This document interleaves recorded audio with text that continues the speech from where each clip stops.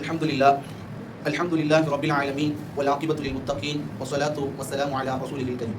وقال الله تعالى في القرآن الكريم إنك لعلى خلق عظيم. وقال نبينا صلى الله عليه وسلم ولو أدعى به في الإسلام لأجبته. رواه البخاري. புகழும் புகழ்ச்சியும் ஏக வல்லோனாகிய அல்லாஹ் ஒருவனுக்கே உண்டாவதாக. சாந்தியும் சமாதானமும் எம்பெருமானார் ஸல்லல்லாஹு அலைஹி வஸல்லம் அவர்களின் மீதும் இன்னும் சஹாபாக்கள், தாபியீன்கள், தபஅ தாபியீன்கள், ஷஹதாக்கள், இன்னும் குறிப்பாக எம்பெருமானாரினுடைய சுன்னத்துகளை அடிபடாமல் பின்பற்றக்கூடிய யாவரின் மீதும் உண்டாவதாக. சகோதரர்களே, நேற்றைய தினத்தில் எம்பெருமானார் ஸல்லல்லாஹு அலைஹி வஸல்லம் அவர்களினுடைய வளரும் பருவ நாட்களை பார்த்தோம். இன்றைய தினத்தில் எம்பெருமானார் ஸல்லல்லாஹு அலைஹி வஸல்லம் அவர்களினுடைய வாலிப நாட்களை பார்க்க உள்ளோம். இந்த எம்பெருமானார் ஸல்லல்லாஹு அலைஹி வஸல்லம் அவர்களுடைய விஷயத்தில் நேற்றைய தினத்தில் கிட்டத்தட்ட 10 வயதில் எம்பெருமானார் ஸல்லல்லாஹு அலைஹி வஸல்லம் ஆடு மேய்க்குதல் என்கின்ற அந்த தொழிலை கற்றுக்கொள்கிறார்கள் 10 வயதில். அதன் பின்னணியில் எம்பெருமானார் ஸல்லல்லாஹு அலைஹி வஸல்லம் அவர்களுக்கு 15 வயதாக ஆகிறது. இந்த 15 வயதில் எம்பெருமானார் ஸல்லல்லாஹு அலைஹி வஸல்லம் அவர்கள் மக்காவிலே இருக்கிறார்கள். மக்காவிலே இருந்து அபூ தாலிப் என போற்றப்படக்கூடிய தனது சிறிய தந்தை இடத்திலிருந்து வியாபாரத்தினுடைய நுணுக்கங்களை மக்காவினுள்ளே கற்றுக்கொள்கிறார்கள். எத்தனை வயசுலங்க? 15 வயது.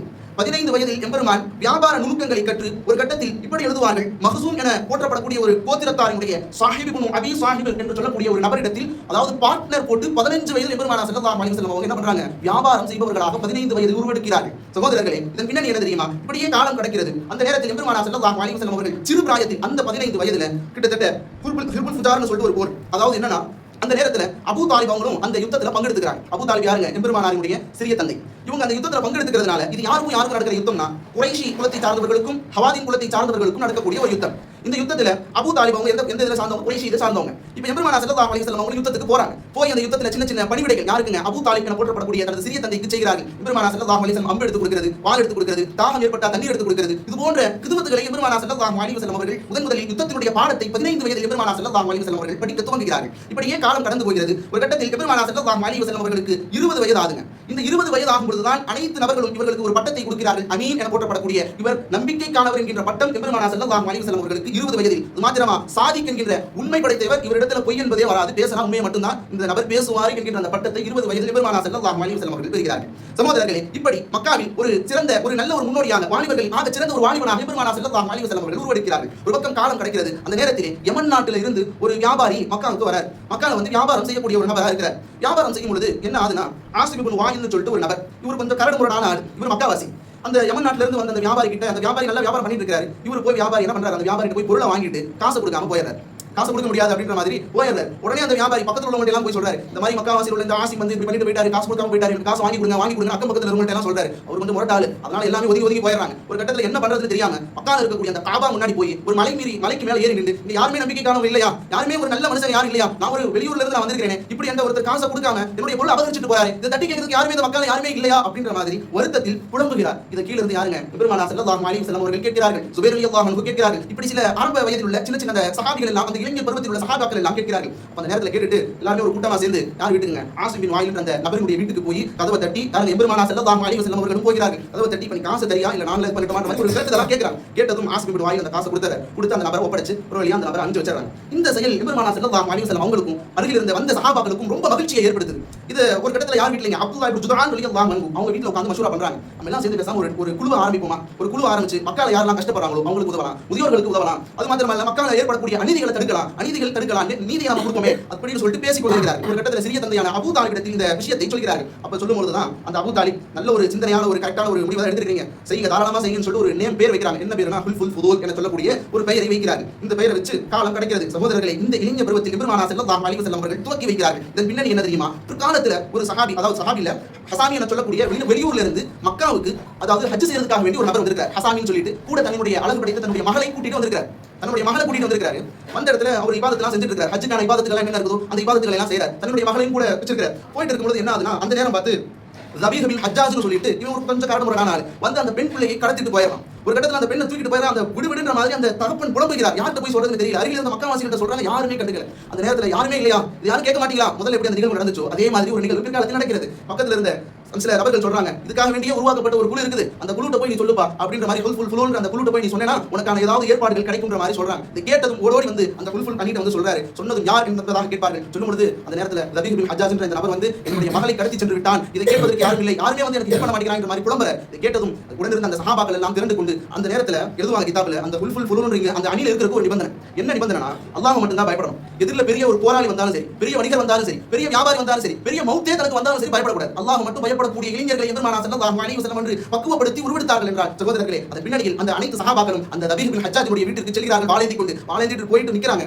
கண்டதும் ரபீஹ் பின் ஹஜ்ஜாஜுக்கு ஒரு பயம் வருது. ரபீஹ் பின் ஹஜ்ஜாஜ் யாருக்கும் பயப்பட மாட்டான். ஆனா இந்த டீமை பார்த்தா ஒரு பயம் வரும். அவனுக்கு தெரியும் இந்த டீம்ல இருக்கிறவங்க வந்து எதுக்கும் பயப்பட மாட்டாங்க, அல்லாஹ் மட்டும் தான் பயப்படுவாங்க, மௌத்தே வந்தாலும் பயப்பட மாட்டாங்க. அப்படிப்பட்ட இந்த ஒரு டீம் இவங்க மோதிரம் சரிபட்டு வராதுன்னு சொல்லிட்டு ஒரு கட்டத்துல வந்து யாருங்க அந்த சஹாக்கள் எல்லாம் ஒழுங்கா பெண்ணை அனுப்பிச்சு வைக்கிறியா என்ன அப்படின்ற மாதிரி கேட்கறாங்க. கேட்கும்போது அனுப்பிச்சு வைக்கிறீங்க அப்படின்ற மாதிரி சொல்றாரு. ஒரு கட்டத்துக்கு மேல ஒரு நாள் இரவு மட்டும் அனுமதி கொடுத்தா நல்லா இருக்கும் அப்படின்ற மாதிரி ரபீஹ் பின் ஹஜ்ஜாஜ் கேட்பார்.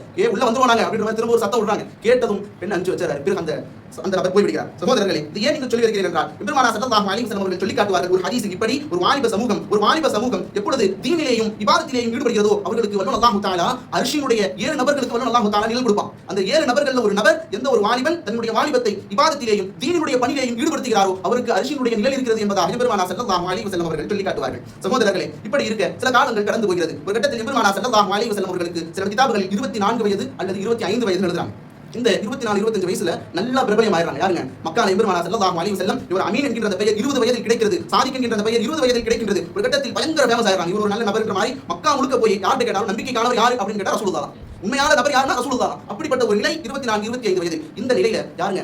கதீஜா நாயகி கேள்விப்பட்டிருப்போம். செல்வ சீமாட்டி, ஆகப்பெரும் செல்வ சீமாட்டி. இவங்க வந்து ஒரு பெரிய வணிக வியாபாரி. இவங்களுடைய இந்த வியாபாரத்துக்கு ஒரு நம்பிக்கையான ஒரு ஆள் தேவை. எனவே எம்பெருமானார் ஸல்லல்லாஹு அலைஹி வஸல்லம் அவர்களை அழைத்து வருவதற்காக ஆள் அனுப்பி எம்பெருமானாரை போய் அழைக்க சொல்கிறார்கள். அந்த நேரத்தில் போறாங்க. எதுக்குங்க? தன்னுடைய வியாபாரத்தினுடைய வேலையை செய்வதற்காக வேண்டி ஒரு நம்பிக்கையான ஆள் தேவைன்னு சொல்லி போய் கூப்பிட்டு வர்றாங்க. அந்த நேரத்தில் முக்கியமா என்ன வேலைன்னு பார்க்கணும். என்ன வேலை அப்படின்னு பார்த்தோம்னா, அதாவது மக்கால இருக்கக்கூடிய பொருட்களை எல்லாம் ஷாம் தேசத்திற்கு எடுத்து சென்று அந்த சிரியா நாட்டுக்கு எடுத்துட்டு போய் அங்க கொண்டு போய் இதையெல்லாம் வித்துட்டு அங்க இருக்கக்கூடிய பொருட்களை எல்லாம் வாங்கி விட்டு மீண்டும் மக்கா கொண்டு வந்து ஒப்படைக்கிறது. இதுதான் வேலை. இதை எம்பெருமானார் ஸல்லல்லாஹு அலைஹி வஸல்லம் அவர்களுக்கு சாதாரண வேலை இல்ல. கொடுக்கக்கூடிய பொருட்கள் எல்லாம் பல லட்சத்திற்கு மேற்பட்ட பொருளாதாரத்திற்கானவை. இப்படிப்பட்ட இருக்கக்கூடிய நிலையில் எம்பெருமானார் ஸல்லல்லாஹு அலைஹி வஸல்லம் அவர்களிடத்தில் ஆரம்பி கேட்பார்கள். எம்பெருமானார் ஸல்லல்லாஹு அலைஹி வஸல்லம் அவர்கள் 2 நிபந்தனை இடுவார்கள். நான் வேலைக்கு வரக்கு நான் தயார். ஆனா என்னன்னா ஒரு 2 விஷயம். ஒன்னு, நான் வியாபாரம் செஞ்சேனா உண்மையை பேசி தான் வியாபாரம் செய்வேன், போய் பேசுறதுக்கான இடம் கொடுக்க மாட்டேன்ற மாதிரி முதல்ல ஒரு நிபந்தனை இட்டுறாங்க. இரண்டாவது நிபந்தனை, நான் அமானிதத்தை பேணுவேன் என்பதாக சொல்கிறார். இதை கேட்டதும் கதீஜா நாயகி சொல்லுவாங்க, ஓ அப்படியா, நீங்க உண்மையை பேசி அமானிதத்தை பேணி மட்டும் நீங்க இந்த பொருட்களை எல்லாம் நீங்க வித்துட்டு வாங்க, மற்ற நபர்களுக்கு எப்படி இந்த வேலையை செஞ்சா கூலி கொடுப்பேனோ அதை விட நான் உங்களுக்கு பன்மடங்கு கூலி கொடுக்கிறேன் என்பதாக வாக்கு கொடுத்து எம்பெருமானாரை அனுப்பி வைக்கிறார்கள். ஒரு கட்டத்தில் எம்பெருமானார் ஸல்லல்லாஹு அலைஹி வஸல்லம் அவர்கள் யாருடைய?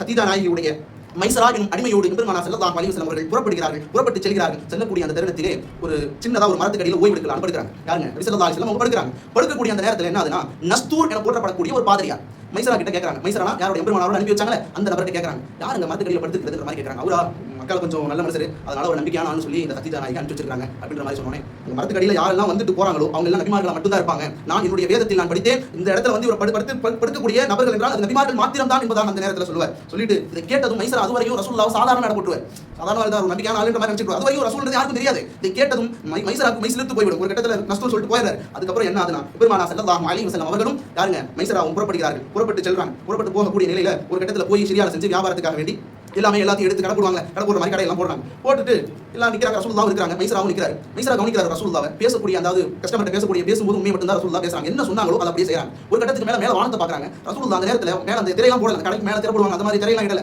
டைரக்டா எம்பெருமானாருக்கு மேகம் நிழல் கொடுக்கிறது. ரசூலுல்லாஹ் இங்கிட்டு நடக்கிறாங்க, டைரக்டா எம்பெருமானாருக்கு மேகம் நிழல் கொடுக்கிறது. இதை பார்க்கவும் ஆஹா இவர் சொன்னது உண்மைதான் போல தெரியுது அப்படின்னு சொல்லிட்டு ஒன்னொன்னையுமே வாட்ச் பண்ணிட்டு எம்பெருமானார் ஸல்லல்லாஹு அலைஹி வஸல்லம் அவர்களை கழுத்து விடுகிறார். ஒரு நபி என்பதுதான் உறுதி செய்து விடுகிறார். ஒரு கட்டத்துக்கு மேல திரும்பி எங்க வராங்க? மக்காவுக்கு திரும்புவார்கள். விஷயம் என்னன்னா, மற்ற நபர்கள் எல்லாம் வியாபாரத்துக்கு மற்ற நபர்கள் அனுப்பிச்சு வைக்கும் பொழுது அந்த பொருட்களை விற்கிறதுக்கு மட்டும் வித்து அங்க உள்ளதை வாங்கிட்டு வரதுக்கு 1 மாசம் 2 மாசம் ஆகும். ஆனால் எம்பெருமானார் ஸல்லல்லாஹு அலைஹி வஸல்லம் அவர்கள் அனுப்பிச்சு வச்சப்ப கிட்டத்தட்ட 5 நாட்களில் வேலையை முடித்து எம்பெருமானார் ஸல்லல்லாஹு அலைஹி வஸல்லம் அவர்கள் திரும்பினார்கள் என்பதாக எழுதுவார்கள். சகோதரர்களே, இப்படி இருக்க திரும்பி வரக்கூடிய அந்த தருணத்திலே கதீஜா நாயகி வரவேற்பு கொடுப்பதற்காக வேண்டி யாருங்க? கதீஜா நாயகி நிற்பாங்க. இதை பார்த்ததும் எம்பெருமானார் ஸல்லல்லாஹு அலைஹி வஸல்லம் வருவாங்க. வரும்போது மைசரா சொல்லலாம் இல்ல, கதீஜா நாயகி கண்பட பார்ப்பார்கள். ரசூலுல்லாஹ்வுக்கு மேல வரக்கூடிய நேரத்தில் மேகம் நிழல் கொடுத்து கொண்டே வருது. இதை பார்த்ததும் கதீஜா நாயகி, அதுவரையும் கதீஜா நாயகிக்கு ஒரு சின்ன ஒரு உறுதியான நம்பிக்கை இல்ல. அதுவரை ரசூலுல்லாஹ் நம்பிக்கையான எல்லாம் சொல்றாங்க அப்படின்றது தெரியும். ஆனா அதுக்கப்புறம் தான் கதீஜா நாயகி உறுதி செஞ்சிருவாங்க. மைசராட்ட சொல்லி வேற விட்டுருப்பாங்க, இந்த நபர் எல்லாமே பெருசா சொல்றாங்களே, அப்படி விசேஷமான குணம் இந்த ஆள் இருக்காங்க, செக் பண்ணு வாட்ச் பண்ணுன்ற மாதிரி யார்ட்டீங்க மைசராட்ட சொல்லி அனுப்புவாங்க. அதே மாதிரி இதெல்லாம் கேட்டோம் கதீஜா நாயகிக்கு எம்பெருமானாரின் மீது ஒரு பெரிய வரும். அது பின்னுள்ள திருமண நாட்களில் நாம் பேசுவோம். சகோதரர்களே, இப்பொழுது எம்பெருமானார் ஸல்லல்லாஹு அலைஹி வஸல்லம் அவர்கள் வந்து அதே மாதிரி பொருட்கள் எல்லாம் கொடுத்து நல்ல கை நிறைய பொருளாதாரத்தை யாரிடத்துல? கதீஜா நாயகி கிட்ட வாங்கிடுவாங்க. இப்ப அடுத்த விஷயம் விஷயம் என்னன்னா,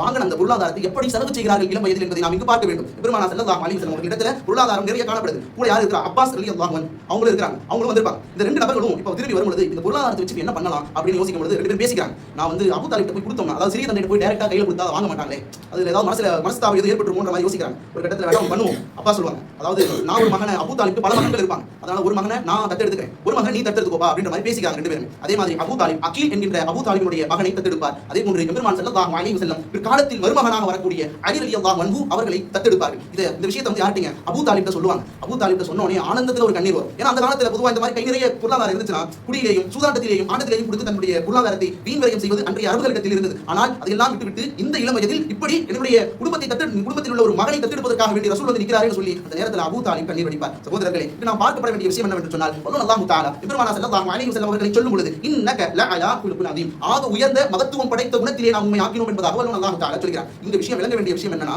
இப்படி வியாபாரத்திற்கு சென்று வியாபாரத்தினுடைய பொறுப்பு கிடைப்பதற்கு அங்கு எம்பெருமானாரினுடைய குணமே காரணம் என்பதாக கிதாபுகளில் எழுதுவார்கள். சகோதரர்களே, இங்கு நாம் கவனிக்க வேண்டும். இளைஞர்களை பார்த்து எம்பெருமான் ஸல்லல்லாஹு அலைஹி வஸல்லம் அவர்களுடைய வாழ்க்கை வரலாறை நாம் சிந்திக்க வேண்டும். என்ன சொல்லுவாங்கன்னா, வலவ் அதுஆபிஹி ஃபில் இஸ்லாம், அதாவது நீதிக்காக வேண்டியும் அநீதியை எதிர்த்து போராடுவதற்காக வேண்டியும் என்னை அழைத்தால் நான் வருவதற்கும் தயார் என்பதாக எம்பெருமான் ஸல்லல்லாஹு அலைஹி வஸல்லம் அவர்கள் சொல்லி காட்டுகிறார்கள் என்றால், மக்களினுடைய பொது சேவைகளில் இளைஞர்கள் இருக்க வேண்டும், இருப்பது ஒரு சுன்னத் என்பதை எம்பெருமானார் ஸல்லல்லாஹு அலைஹி வஸல்லம் அவர்கள் வலியுறுத்துகிறார்கள். எனவே எம்பெருமானாரினுடைய சுன்னத்துகளை அடிக்கலாமல் பின்பற்றக்கூடிய பாக்கியத்தை அல்லாஹ் தஆலா உங்களுக்கும் எனக்கும் தந்தருள்வானாக. வாஹு தஅவானா அல்ஹம்துலில்லாஹி ரப்பில் ஆலமீன். அஸ்ஸலாமு அலைக்கும் வரஹ்மத்துல்லாஹி தஆலா வபரகாத்துஹு.